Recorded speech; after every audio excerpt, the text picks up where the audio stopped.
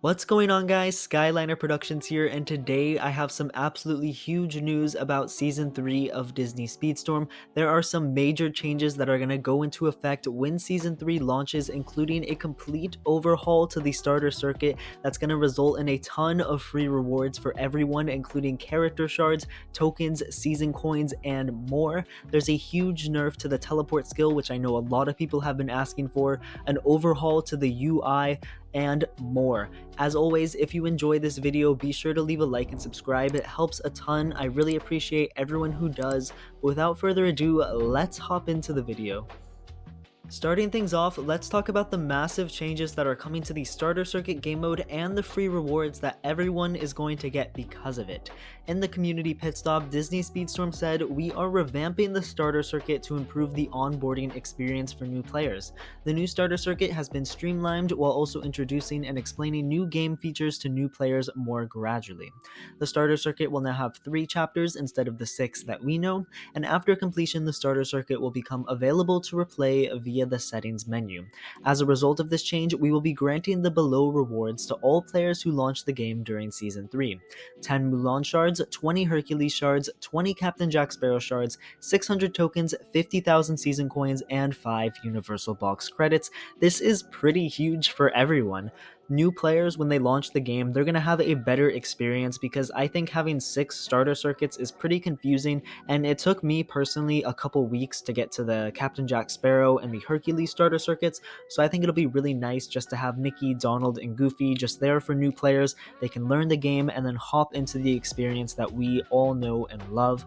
And as a result of this, everyone who launches the game during Season 3 is getting a bunch of Mulan, Hercules, and Jack Sparrow shards, as well as tokens, season coins, and universal box credits for completely free. So this just seems a win-win for everyone. Let me know what you guys think of this change in the comments below. But without further ado, let's move on to the next section.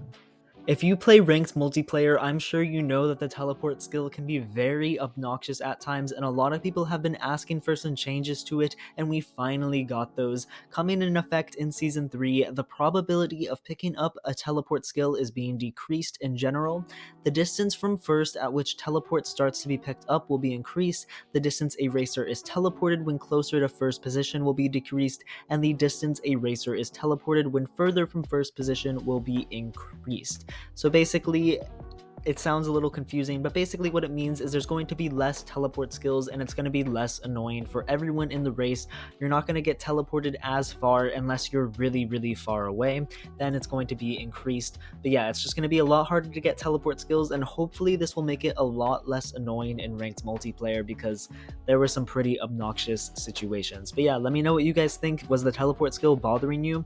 Personally, I'm glad for these changes, but let's move on to the next section. The next change coming into effect at the start of Season 3 is pretty significant for the private track game mode. Players will now be able to select any racer currently playable in the game in private track, even if they don't have them unlocked. Mid-season racers will become available for both private track and local free play once their limited time events have ended. Racers will become available at different preset upgrades and star levels similar to local free play, and crews will not be affected in this game mode. This is basically turning private track from a game mode where all your racers are the level that they actually are with just certain limits, to now you can play any racer you want at any level you want, very similar to local free play. I think this is amazing for all the people who like to play private track with their friends. That's going to make the experience a lot more enjoyable, and I don't see really any downsides to this. I would like an option to go back to the old private track way or this one, but that might make it a little too complicated. But overall, I think this one is way better because now you can play anyone you want at any level you want online, and I think that's really cool and really fun, and I'm super excited to give it a try. Next up, we have some pretty big changes to the UI in the game that we know and love. It's basically getting a complete overhaul with the same style, just everything is in a slightly different spot to make it a little bit more convenient and a little bit more sleek when looking at the main menu. As you can see, you got the golden pass and your missions on the left with all like the season tag, which is going to be Ohana, as we know now, pretty cool. And then underneath it, there is your collections and your edit racer button. And then on the right, you have the single player and multiplayer menu, sort of splitting the game modes up into two different sections. If we take a look at the single player menu UI, you can see you got the starter circuit, the season tour, and the limited events here. Makes sense, that's all your main single player modes. And then in the multiplayer menu, you have ranked multiplayer, regulated multiplayer, private track, and local free play, all your multiplayer modes. And I think this is pretty cool. It looks clean. I don't mind it too much. I think it's a good improvement. You know, UI adjustments have to be made, and I think they did pretty good on this one. I think it looks pretty nice. And then the final last change we have coming to season 3 of Disney Speedstorm is a new free daily box has been added to the shop, and you can log in each day to claim yours.